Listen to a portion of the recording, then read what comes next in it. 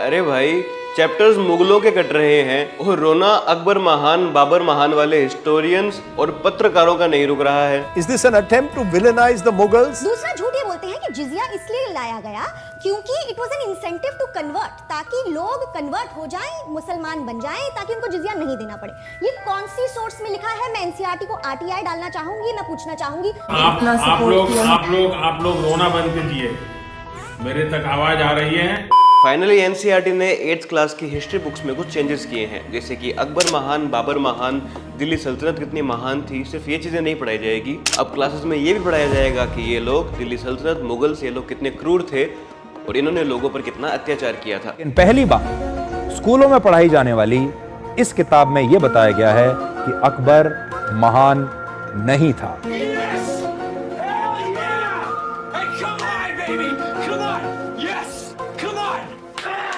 लेकिन कुछ लोगों को इससे भी परेशानी है। तो क्या हुआ, अकबर ने 25 साल की उम्र में 30,000 इनोसेंट हिंदुओं को मरवा दिया था। अरे बाद में जजिया कर भी तो हटा दिया था। 45 years that Akbar ruled is reduced in the book to the massacre that he ordered at the age of 25 of some 30,000 civilians, forgetting that this was the same Akbar who then removed jizya tax. किसने किया? मैंने नहीं किया, मैं तुझे सब अरे भाई, अरे तुझे कौन बोल रहा है? तो तू नहीं मानेगा? नहीं, ठीक है। क्या हो?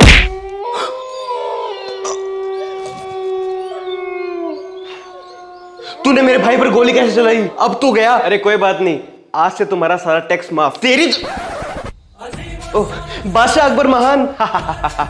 दोस्तों कुछ टाइम पहले 12th की हिस्ट्री बुक्स में भी कुछ चेंजेस हुए थे, तब भी लेफ्ट के हिस्टोरियंस का मेल्टडाउन हुआ था और अब क्लास 8th की हिस्ट्री बुक्स के चेंजेस में भी इनकी चीखें निकल रही हैं। थोड़ा समय खराब चल रहा हो भाई, दिमाग काम ना कर रहा हो। दोस्तों नेशनल एजुकेशन पॉलिसी एनईपी 2020 के बाद से सरकार और एनसीईआरटी लगातार ये प्रयास कर रहे हैं कि हमारी हिस्ट्री बुक्स में जो हमारी रियल हिस्ट्री है बच्चों को वो पढ़ाई जाए, इसलिए लगातार इन बुक्स में चेंजेस किए जा रहे हैं। हालांकि ये कहावत है कि जो राष्ट्र अपने अतीत को भूल जाता है उसका भविष्य नहीं होता है, लेकिन फिर भी इतिहास की किताबों में इन चेंजेस को लेकर काफी लोगों को बहुत सी परेशानियां हो रही है। अरे ऐसे कैसे चेंजेस कर रहे हो? नहीं नहीं, मुगलों को बुरा दिखाकर तुम लोग नफरत फैला रहे हो। चुप, कुछ कह मत दियो। जरूरी नहीं है कि आप सेकुलरिज्म के नाम पर ऐसे राजाओं को महान बताते रहे जो रियलिटी में महान थे भी नहीं। अकबर ने चित्तौड़ में 25 साल की उम्र में 30,000 इनोसेंट हिंदुओं को मारा था, इनोसेंट सिविलियंस को मारा था, तो वो महान कैसे हैं?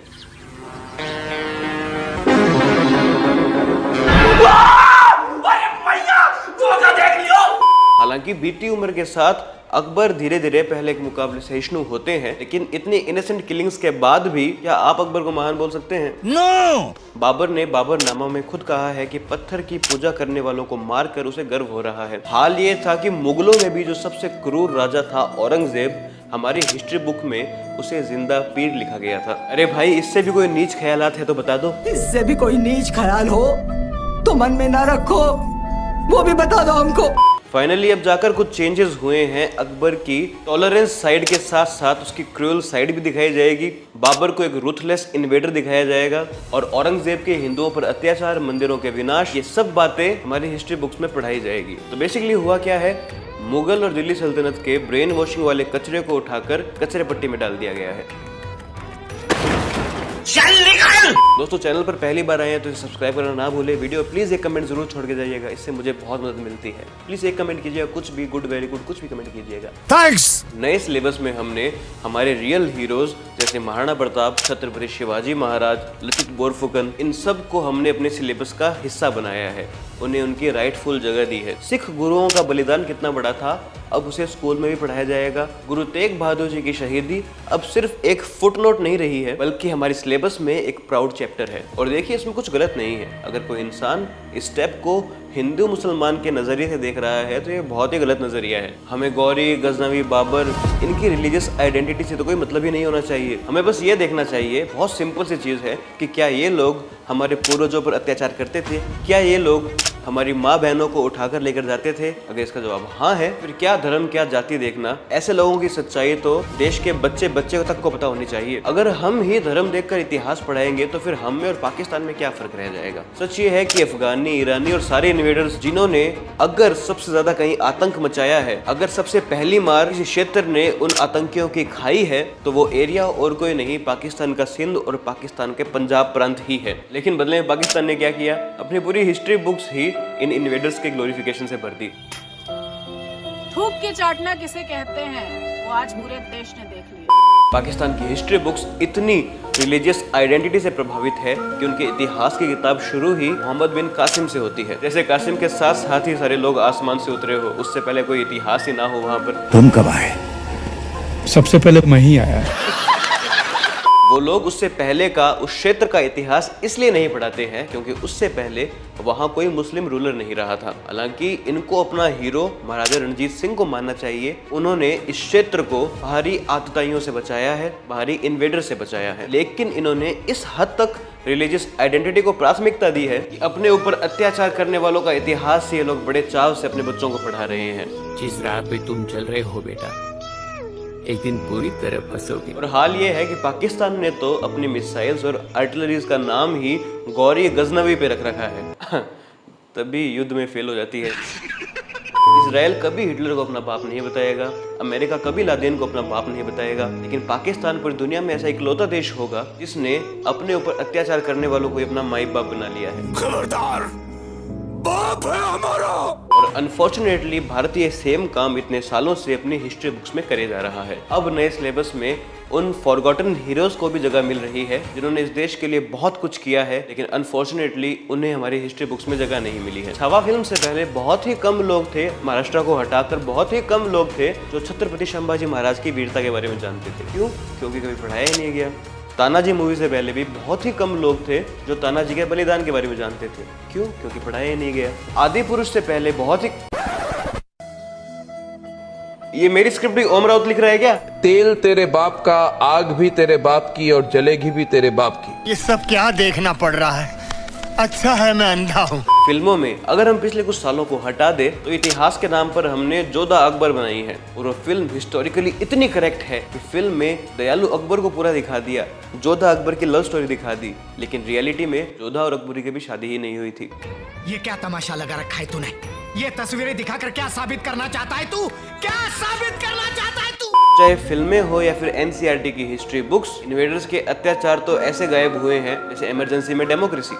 मुझे क्यों तोड़ा? पहले हमारे बुक्स में अलाउद्दीन खिलजी को बहुत ही ब्रिलियंट एडमिनिस्ट्रेटर बताया जाता था। लेकिन सच ये है कि उसने हिंदुओं पर हैवी टैक्सेस लगाए थे, मंदिरों को तोड़ा था और उसके वजह से ही हमारी बहुत सी माँ बहनों ने जोहर किया था। और अब जब हमारे टेक्स्ट बुक में उसकी रियलिटी लिखी जा रही है, बिना किसी एजेंडा के, बिना किसी प्रोपेगेंडा के, बिना किसी व्हाइट वॉशिंग के, देश में बहुत से मार्क्सिस्ट, हिस्टोरियन और राजदीप जैसे पत्रकारों को इससे परेशानी हो रही है।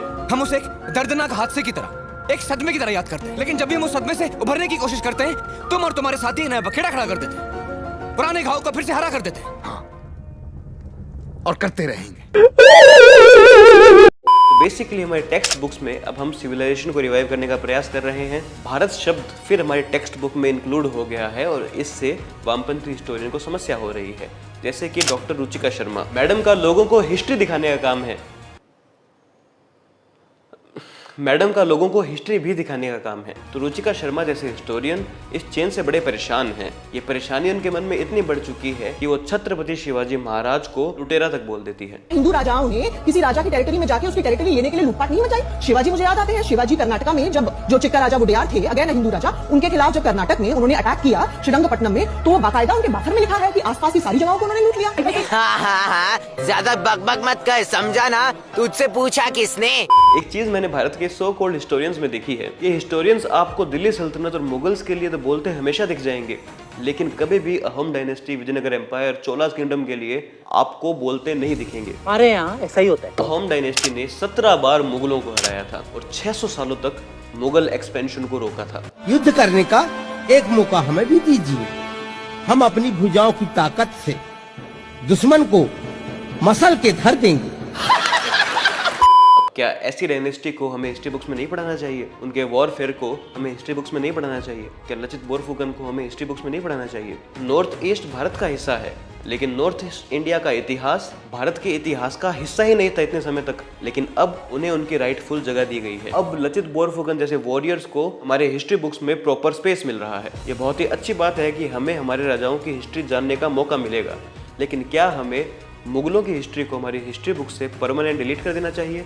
बिल्कुल नहीं। देखिए, हम पाकिस्तान नहीं, हम इंडिया है, और ऐसे कैसे हम मुगलों के इतिहास को एकदम अपनी हिस्ट्री से गायब कर दें? अच्छे हो या बुरे हो, मुगल हमारे हिस्ट्री के पार्ट है। हम ऐसे राह चलते अपने इतिहास के 200-300 साल को गायब नहीं कर सकते हैं, और ना ही ऐसा करना सही होगा। बस हमारा मोटो ये होना चाहिए कि हम किसी भी डायनेस्टी की एक तरफा वाहवाही ना करें। मुगल और दिल्ली सल्तनत के राजा अगर स्ट्रांग थे तो हमें उनकी स्किल्स के बारे में पढ़ाया जाना चाहिए, लेकिन अननेसेसरी उनकी इमेज वाइट वॉश नहीं करनी चाहिए। चाहे हम किसी भी जात, धर्म या सभ्यता से आए, आक्रांताओं को उनकी रिलीजियस आइडेंटिटी की वजह से उन्हें सपोर्ट करना बिल्कुल सही नहीं है। अपने हीरो की क्वालिटी देखकर उससे अपना हीरो बनाएं, ना कि उसकी रिलीजियस आइडेंटिटी। जैसे आज अगर आप एपीजे अब्दुल कलाम को अपना हीरो मानते हैं तो आपके आइडल बहुत ही अच्छे हैं, वो हमारे भी हीरो है, वो पूरे देश के हीरो हैं। और एंड में मैं इतना ही कहना चाहूँगा, मैं बहुत खुश हूँ कि एनसीईआरटी में कुछ पॉजिटिव चेंजेस आए हैं। हमारे देश के बच्चों को हमारा रियल इतिहास जानने को मिलेगा। तो दोस्तों, आपके इसके बारे में क्या विचार है मुझे कमेंट सेक्शन में बताइएगा।